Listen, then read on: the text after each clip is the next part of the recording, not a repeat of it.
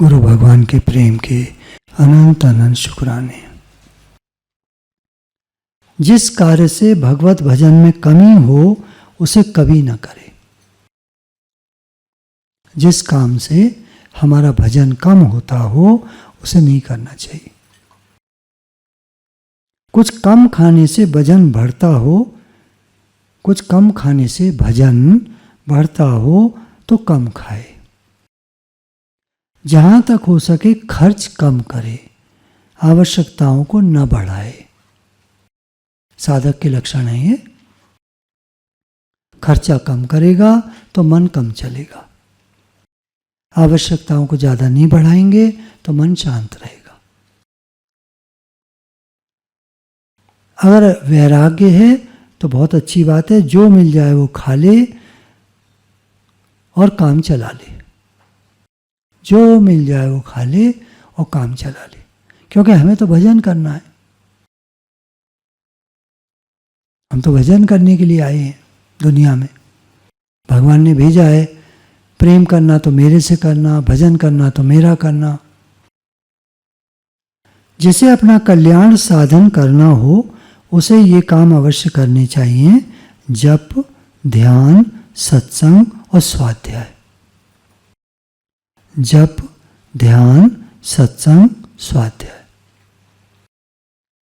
सत्संग में फिर सभी आ जाते हैं। सेवा, सिमरन, सत्संग, सेवा भी आ जाती है। गुरु प्रेम भी आ जाता है। निष्कामता भी आ जाती है। सारे लक्षण सत्संग के माध्यम से आ जाते हैं। इनको करने से भक्ति, ज्ञान और वैराग्य की प्राप्ति हो जाती है। विचारवान पुरुष के लिए निंदा और स्तुति दोनों ही फूलों की तरह है। निंदा भी और स्तुति भी। कोई प्रशंसा करे तो फूल, और कोई निंदा करे तो फूल। माला बना लो, पहन लो, आराम से घूमो, कुछ भी करे कोई। देखिए, भक्ति में श्रद्धा की बहुत जरूरत होती है। श्रद्धा और विश्वास। एक बार की बात है, शिवजी के मन हुआ कि मैं संसार में थोड़ा घूम कर आऊं, भक्त लोग कैसे कैसे होते हैं देख कर आऊं। तो पकड़ी का वेश बनाकर, एक पागल सा थोड़ा ऐसे कपड़े वपड़े उल्टे सीधे वेश बना करके संसार में आए। तो एक मुल्ला जी नमाज पढ़ रहे थे। 5 वक्त की नमाज पढ़ते थे और एक ही जगह पढ़ते थे, और वहां जमीन में उनके घुटनों के गड्ढे बन गए थे, गहरे गड्ढे। तो आए उनके पास, बोले क्या तुम्हें पता है कि सुई में से हाथी निकल गया? मैंने देखा सुई में से हाथी निकल गया। मुल्ला जी नमाज पढ़ रहे थे। पहले उन्होंने शुरू करा, एक बड़ा आश्चर्य मैंने देखा, बड़ा आश्चर्य मैंने देखा। मुल्ला जी नमाज पढ़ते पढ़ते बोले, क्या आश्चर्य देखा बता तो? बोले, सुई की छेद में से हाथी निकल गया।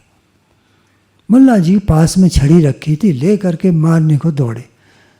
शिव जी वहां से भागे, निकल लिए। आगे पहुंचे, देखे ऐसे ही एक पकड़ी सा पड़ा हुआ था सड़क के किनारे। इधर नाली थी, नाली में भी उसका हाथ पड़ा था। देख करके बड़ा अजीब सा गंदा लगे।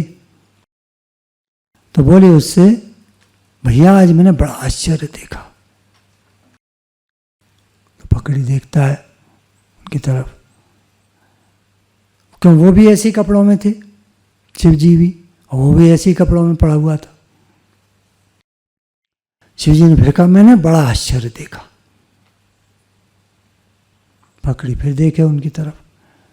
शिव जी ने, मैंने बड़ा आश्चर्य देखा आज। पकड़ी ने कहा, हाँ हाँ बताओ। तो बोले, सुई की छेद में से हाथी निकल गया। तो पकड़ी बोला, बस? अरे मैंने तो और ज्यादा देखा, सुई की छेद में से पहाड़ निकल गया। इसको कहते हैं श्रद्धा और विश्वास। समझ रहे हैं आप? है तो चुटकुला सा या जो भी कुछ समझ लीजिए। एक कहावत आपने गुरुजी के मुख से सुनी होगी, सुई के छेद में से ऊंट निकल गया। ये थोड़ा सा डिफरेंट। तब कहा गुरुजी ने, हमारे कुछ नहीं समझ में आया कि क्या कह रहे हैं। इतनी श्रद्धा और इतना विश्वास भगवान में कि वो सर्व समर्थ हैं, वो कुछ भी कर सकते हैं, वो सुई के छेद में से पहाड़ निकाल सकते हैं। ये जो आदमी पैसे के बल पे थोड़ा सा सोचता है ना, मैं कुछ हूँ मैं कुछ हूँ, जब देखिए सीन तो सब बदलते रहते हैं, दुनिया के सीन बदलते रहते हैं। तो कभी कोई बात आती है तो फिर वो बिल आ जाता है। तो ना बेटे का बल कर सकते आप, ना पैसे का बल कर सकते आप, ना अपने परिवार का घमंड कर सकते, ना कोई बड़े महल में आप रहते हैं उसका घमंड कर सकते। राजा को घाई करे, राजा को घास खोदने वाला बना देते हैं भगवान। मूक करे वाचाल, गूंगे को बुलवा देते हैं भगवान। नरसिंह जी जब बच्चे थे तो ये बोल नहीं पाते थे, तुतला तुतला जरा जरा सा बोलते थे। तो इनकी दादी जो है, एक बार एक महात्मा जी आए हुए थे, एक मंदिर में कीर्तन हो रहा था, तो नरसिंह जी को उनके सामने ले गई, बाबा ये बोल नहीं पाता है बच्चा। तो बाबा ने कहा, कुछ याद है, राधे श्याम बोल बेटा। और बच्चा राधे श्याम बोलने लगा और फिर सब कुछ बोलने लगा।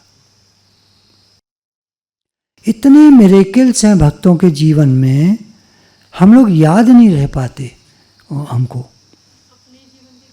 अपने जीवन में हमारे कितने मिरेकल, जब से हम सत्संग में जुड़े हैं, अपने जीवन में कितने मिरेकल्स हमने देखे हैं, हमको याद ही नहीं रहते। मैं एक योगी जी की घटना सुनाऊंगा आपको। यहीं की बात है, रानीखेत से और आगे, जो मैंने आपको बताया था गुफाएं हैं, योगी लोग रहते हैं, दिखते नहीं है किसी को, दिखते भी हैं दिखते नहीं भी हैं, जैसा उनका भाव होता है।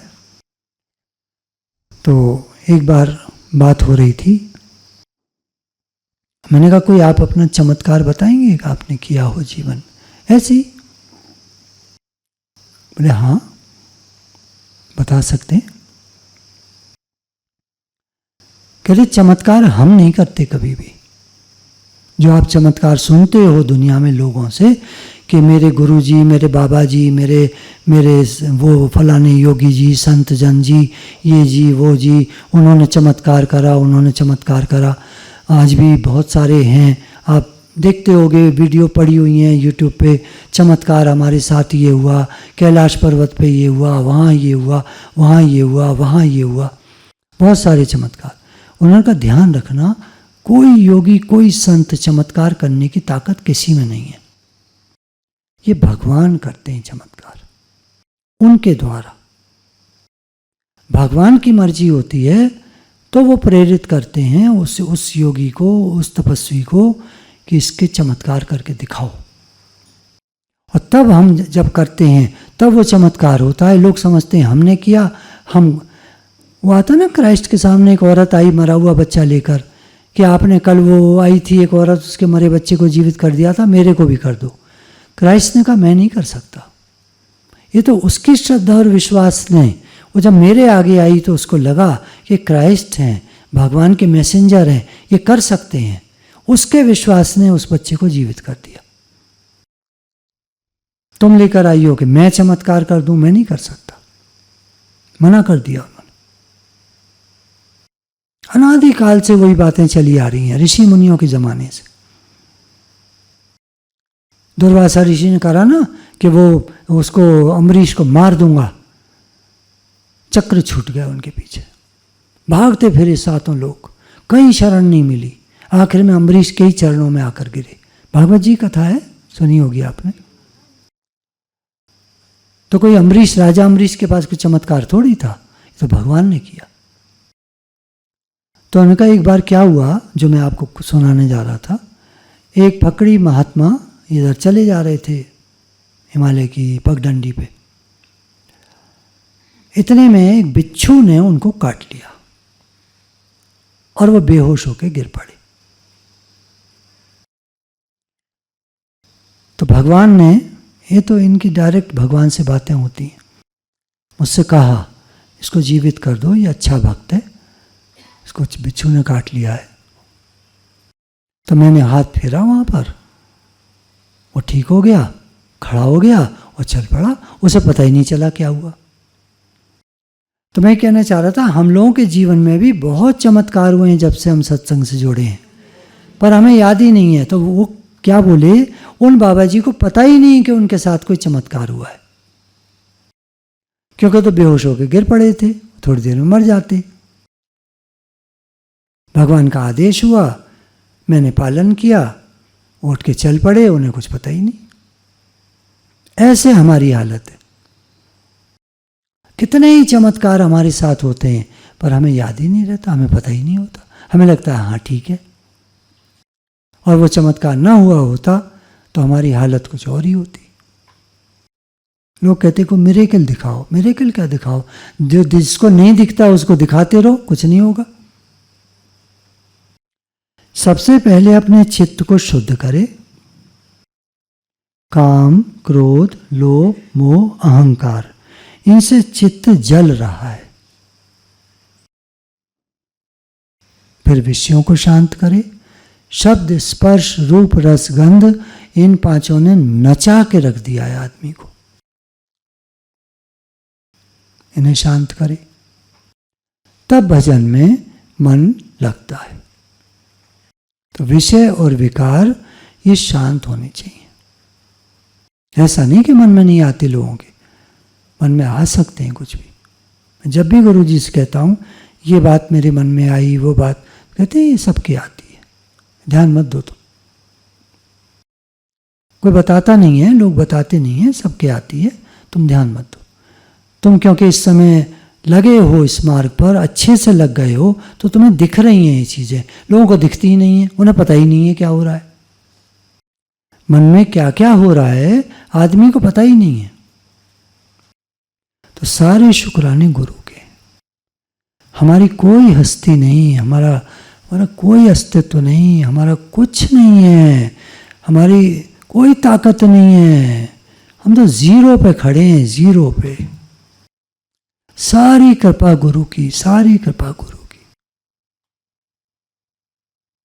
जो पढ़ रहे हैं हम संत वाणी है, संतों की दी हुई वाणी होती है, गुरु जी की कृपा होती है, भगवान के किए हुए चमत्कार होते हैं, तब हम चल रहे हैं। जैसे बता रहे थे कि इनके दोनों कंधों में प्रॉब्लम है, कैसे पहाड़ पे गाड़ी चला लेते हैं, इन्होंने कभी सोचा नहीं होगा ये एक चमत्कार है। इन्हें खुद को नहीं मालूम, ये सोच रहे होंगे मैं चलाता हूँ गाड़ी, ये नहीं चला सकते गाड़ी। जिस तरह कंधों की ये प्रॉब्लम बता रहे हैं, ये पहाड़ पे गाड़ी नहीं चला सकते, ये चमत्कार है, सारी कृपा भगवान की। अब यहाँ एक प्रश्न उठा कि जिनकी भजन में आसक्ति नहीं है, अभी जो बहुत ज़्यादा भजन नहीं कर पाते हैं, वो क्या करें? अभी नाम जप का बहुत शौक नहीं है, थोड़ा तो कर लेते हैं, ज़्यादा नहीं है। पढ़ना लिखना ज़्यादा शौक नहीं है, ध्यान नहीं हो पाता, बैठते तो हैं पर हो नहीं पाता, मन चलता है, क्या करें? उनके लिए सत्संग है। कितना बढ़िया उत्तर है। उनके लिए सत्संग है, साधना का मार्ग उनके लिए सत्संग का मार्ग है। सत्संग में लगे रहो रे भाई, तेरी बिगड़ी बात बन जाई।